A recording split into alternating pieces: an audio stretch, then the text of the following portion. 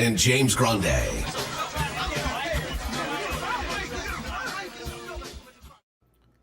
What's going on, everybody? Jon Impemba here with James Grande. Welcome into Fantasy Arm NBA DFS Playbook Preview Show. It is the Thursday, James. That means we have two games on the main slate. A little TNT Tuesday, TNT Thursday, TNT Thursday. Those T days get me confused sometimes. Two games on a Thursday for TNT. It's a little bit of a tongue twister there, you know.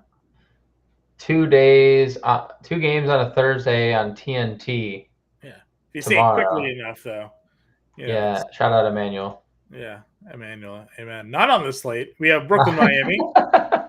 We have OKC and Golden State, which means we have Moses Moody on the slate there. So Moses Moody, and Draymond's going to be watching from the sidelines. Sure, Draymond suspended, fined as well for the UFC hold he held on the game against Gobert. Yeah, here I saw for those UFC fans, I saw Charles Oliveira comment on the rear naked choke. Lock in the rear naked choke there. Yeah. I mean, if anyone should, if he needs to learn from anyone, a good guy to learn from. Everybody knows that you got to lock in the hooks. Right. That's what it's about. I mean, Draymond was trying to lock something. He was trying to lock it. You know what? He had it under the chin. He just had to really get it in that that part there and just really crank on it. You and I watch UFC. Shout out Mike Iannone. Great UFC playbooks written up by our guy here. Anyways, 2 games. It'll be a quick show for everybody here. No live show for today because it is a 2-game slate. So we'll be back live for our follower, listener, subscriber Friday, which means we do our Friday content. So if you're watching this now, know that on Friday, come back, check the description of the show, tune into the live stream, check the Discord, check the playbook. There will be a link to our $5 weekly DraftKings Listener League contest for all of you to partake in. So check that out on Friday, but it is Thursday, so let's just waste no more time. Let's just get into the slate here. Let's talk about it. 2 games. We'll go team by team here. We'll start off with Brooklyn, Miami. Starting off with Brooklyn here. No Cam Thomas, no Ben Simmons. Top price play is Mikal Bridges. Spencer Dinwiddie at $6,900. Nick Claxton, $61. Cam J, $59. Your core rotation there for Brooklyn. Thoughts on this matchup for them going into Miami against the Heat? Yeah, I mean, Miami's looked really good in the last, week or so. They have won, I think, 6 games in a row or 5 games in a row total. They look good. Brooklyn's offense is, they're okay themselves. I mean, coming off 124 points, that was their 3rd highest total of the year. I think Bridges is fine at 8K. He's clearly going to settle into this big-time shot role. He only played 32 minutes in that game because they pulled away. So, 17 minutes or 17 shots in 32 minutes for Mikal Bridges is solid. You got to assume that's over 20 in a more competitive game. Like, he's playing 34, 35 minutes in competitive games. We've seen him play 38, 39 minutes in competitive games. So there's a ceiling for Mikal Bridges even at 8K. Spencer Dinwiddie, we saw talk about a ceiling. That it doesn't get better than that for Spencer Dinwiddie. Probably won't get better than that this year. No, probably won't. And if you want to play him in a tournament, that's fine. I'm not this is nothing to do with Nick Claxton completely burning us last game. But how does he stay if he's going to get in 4 fouls in 8 minutes against Goga Batadze and Mo Wagner? What the hell is he going to do against Bam Adebayo? Yeah. It's tough for me. I love the price. If you were to tell me that Claxton were to get 30 minutes, I mean, we saw 21 fantasy points in 21 minutes. He's a fantasy point per minute guy when he's out there. But ultimately, John, Cam J is just too cheap. I'm sorry. He's still under 6K. I don't understand the rotation for Cam J in this game. That was super confusing to me. But you don't like when he's not playing any minutes in the second quarter of the game? What? 11 minutes in the first, 0 minutes in the second, 18 minutes in the second half. I'm unsure what happened there. Maybe coach just forgot. Jock Vaughn just said, "Oh, wait, we have Cam Johnson back. We probably should have put him in." We're missing something here. Oh, right, the guy who scored 20 actual in 29 minutes on 11 shots. So, yeah, under 6K, Cam Johnson's really good.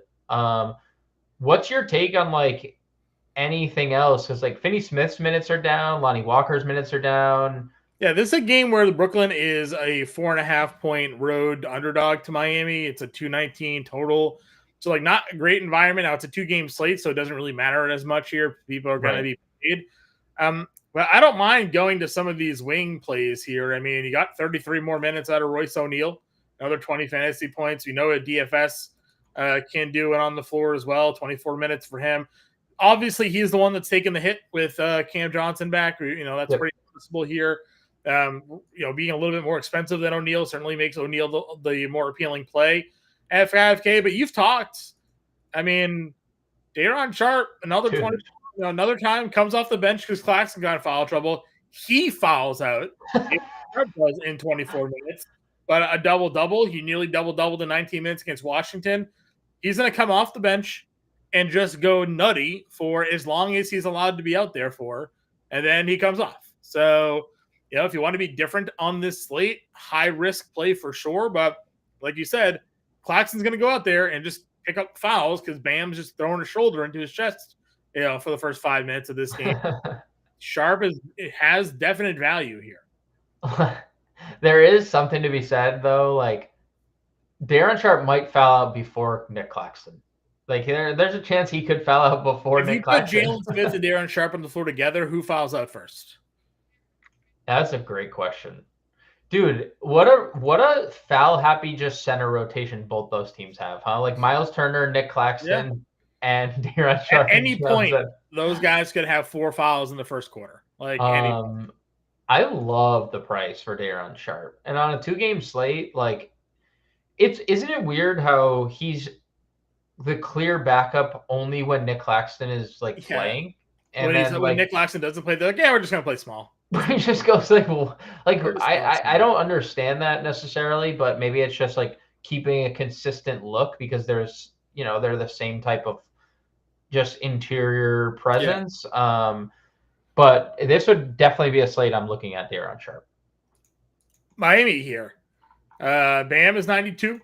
Coming off yet another monster performance. 71, 52, 61, 54, 49. So yeah, can do. Yeah. Can do. Sure certainly can do.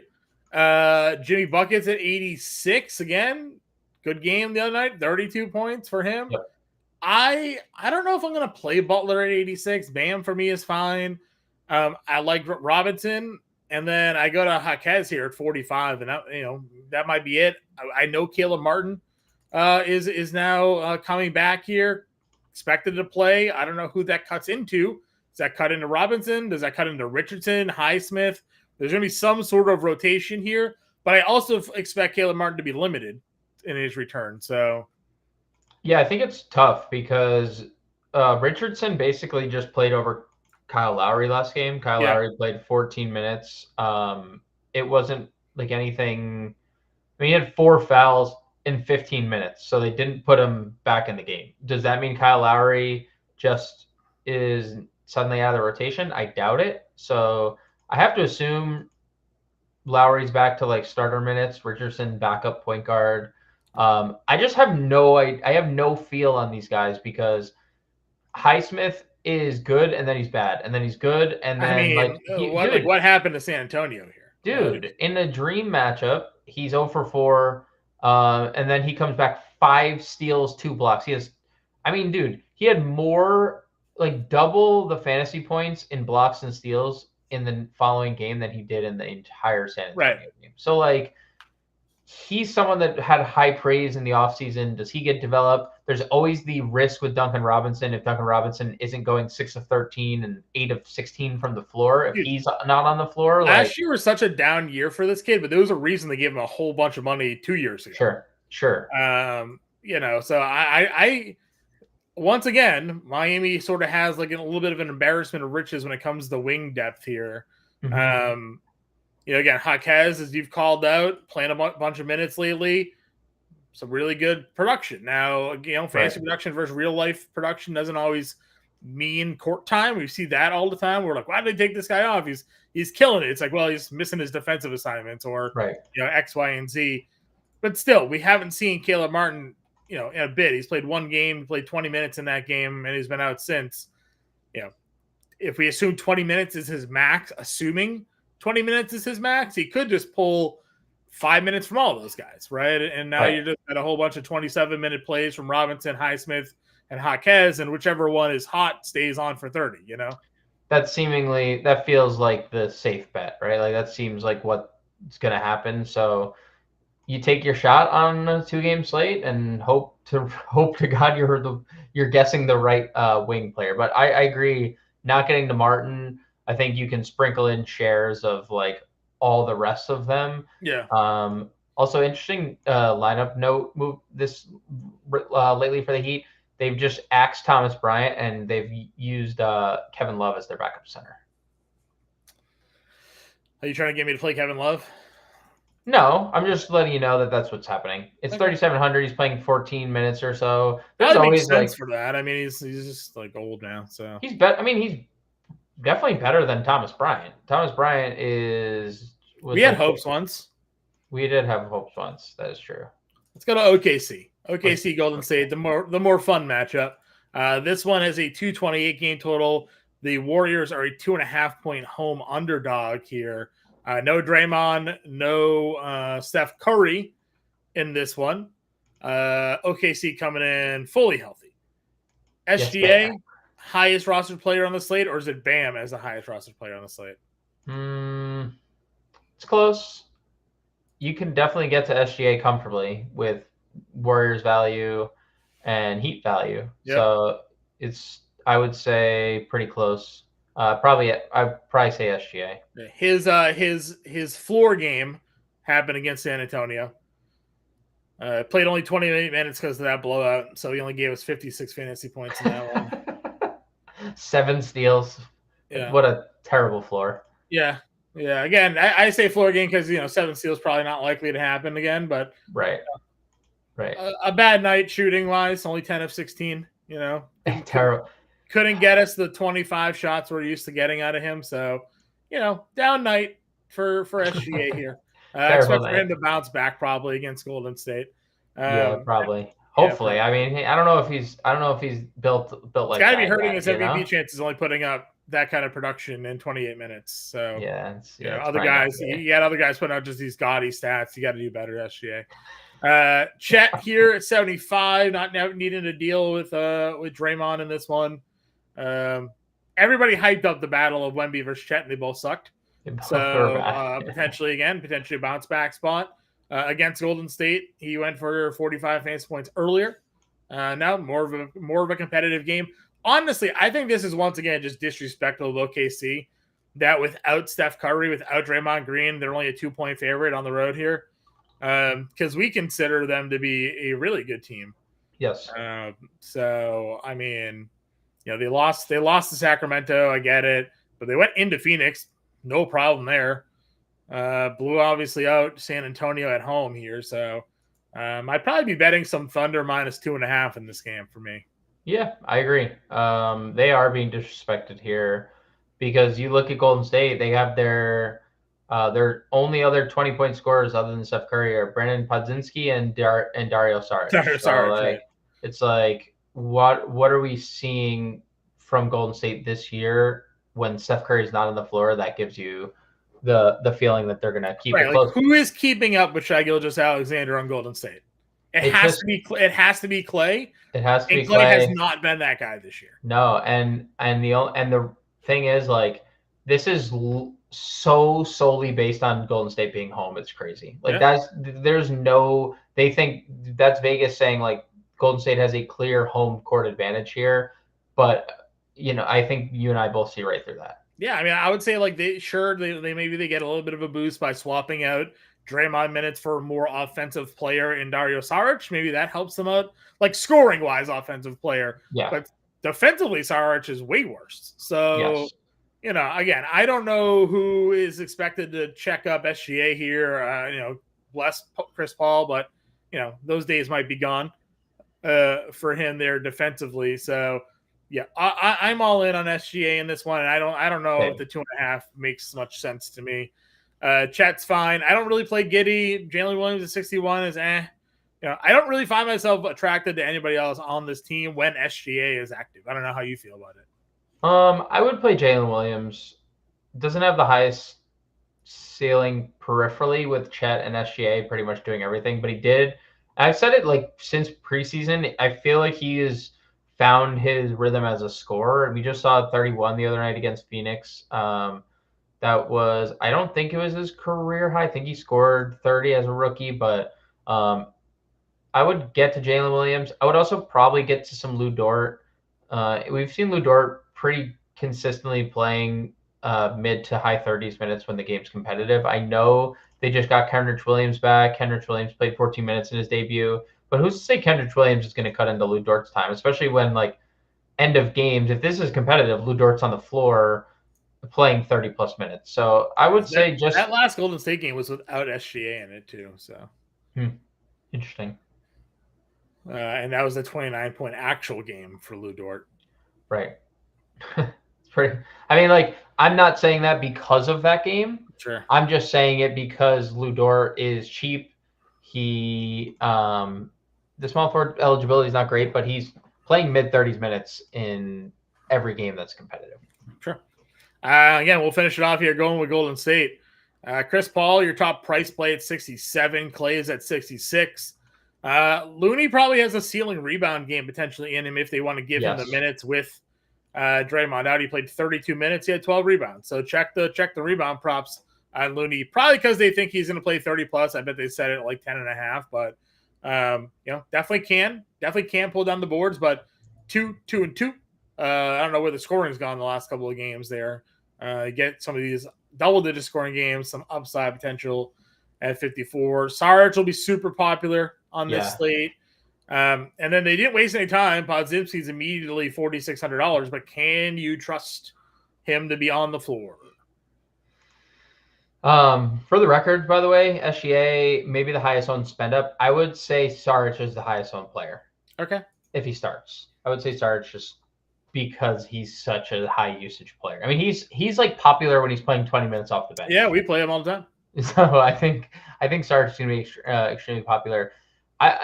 This is tricky, the Podziemski thing, because not only was Steph out, not only did Draymond get thrown out, Klay Thompson got thrown out, and then he gets thrusted into 38 minutes. He has played sparingly.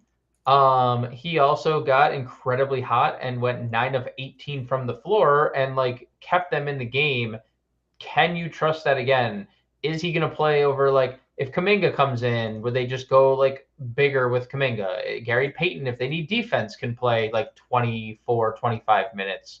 And what if Klay is just making all the shots? Are they going to extend Klay 35 minutes? Like they haven't. 36 on opening night is the cap for Klay, but like it's really risky. I think the Podziemski thing, John, comes down to 1, the starting lineup, but 2, ownership for me. Like if he's like super off the wall popular and like he doesn't start, that'd be a big red flag for me in this game, because obviously just having Klay Thompson back is an issue for him in itself. Yeah, for sure. Again, big risk. There's going to be people that play him, and you're going to get a 0, or you're going to get, he'll play. I mean, there's a wide range of outcomes, but we're really wondering, does he have a role if Klay Thompson wasn't ruled out there? Right.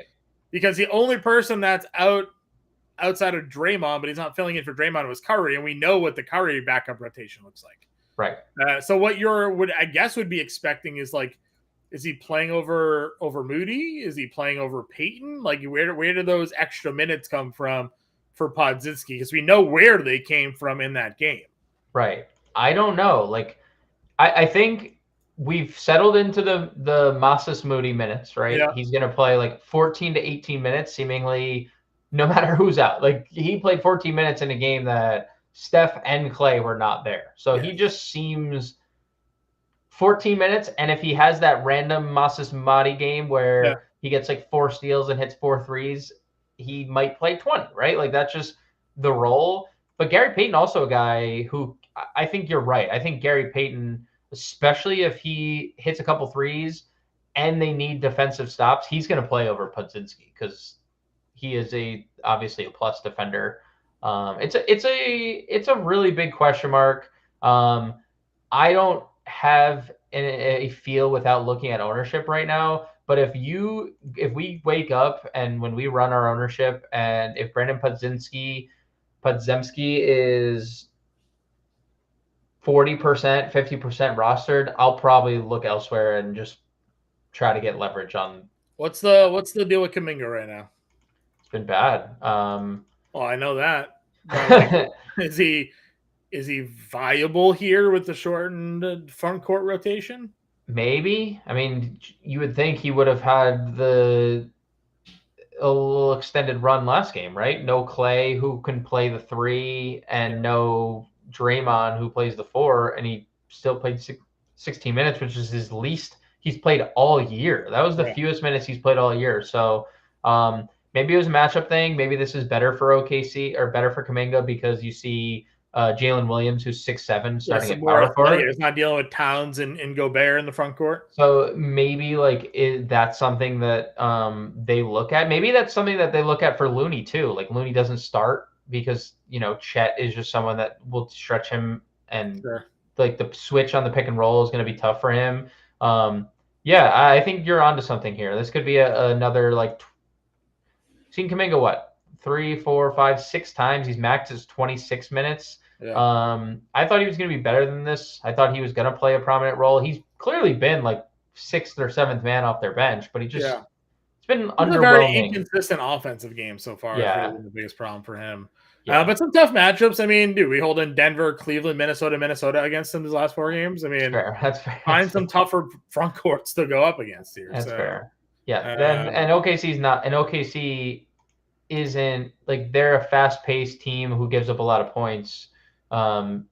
Good like players defensively, but they're definitely not. That's definitely not the same as the last 4 defensive units he's faced. All right, starting our lineups with SGA and Bam, we got 5K play. Sarich, I would say, is probably also like the only thing with Bam is that I'm not against Bam because we need raw points. Bam is as good as it gets. Darren Sharp, 4,400 really just makes it's just like the. I mean, no one's saying we can't. I mean, we're probably playing them both. It's just tough because you're now playing that 7:30 center in the. What happens if Podziemski is starting? That's like a potential. Oh, I mean, you just have to make those pivots. No, it's just that 7 o'clock game and that util spot's killing me. That's the only thing. It's just on a 2-game slate. Sometimes you just have to bite the bullet, Yeah, you do. 5,100 for a guard and a shooting guard. If we were to kind of go this route, I guess we kind of have to play Clay, right? Probably it's him or Chris Paul would probably be one of the two. Is Clay not a shooting? Yeah, he has to. Yeah, he is. He's 6,600. It's not a comfortable price. Masas Madi. That's how you got SGA and Bam in your lineup, folks. No dollars remaining. $0. And that's granted that nothing else happens either. Agreed. I mean, we're obviously definitely playing Sarge here, but like if we went down to Kuminga, and go up 44, is there a 44 guard? Caleb Martin, 20 minutes. Gary Payton. So maybe really not a ton of roster flexibility. Yeah, no, there's not. Sarich and Moody. If you're gonna if you're jamming in the 2 best players, what we think is on this slate here, and that's SGA and Bam, that's how you're gonna do it. I mean, if you wanted to go Sharp here, and then I guess Butler, Sarich, Butler or Bridges would probably be the next 2, just from or you just stack Golden State where you play Chris Paul, Klay Thompson, and Sarich. Just hope you just catch fire with all of them. Come back with Jay Williams. Yep. It's not a terrible lineup either, right? Get some late. No, I kind of like that lineup. I kind of like that lineup. So, I mean, that's couple lineups with folks. That's the lineup that, like you said, That's the say fair and balance versus the raw points upside of BAM and SGA. Because if BAM and SGA both go for 60, that's you're in 120 point, or you're in a 60 point hole to start. So. Yes, you would have quite a climb to make up the BAM points there, because if he has a ceiling game and and SGA has his ceiling game and you only have one, you basically need two players to make up for what one of those two guys are doing. So yes, that's just the way the cookie crumbles here. All right, guys, 2 games in the books, sample lineups, a couple of them thrown out there for you. James has your write-up, I believe. It's James on the write-up for this one. So be sure to check that out. Again, no live show on a Thursday, but come back live 7 p.m. to 8 p.m. Myself and Andrew Cooper doing the Thursday Night Football preview and DFS show. So if you want some football advice, like and subscribe to the channel. Get notified when we go live at 7 o'clock to do a little of that. But James and I'll be back then Friday morning with the preview show, and 5 o'clock Eastern time for the Friday main slate. All right, everybody, have a nice Thursday. Get us in the Discord. Find us on Twitter. We'll catch y'all later.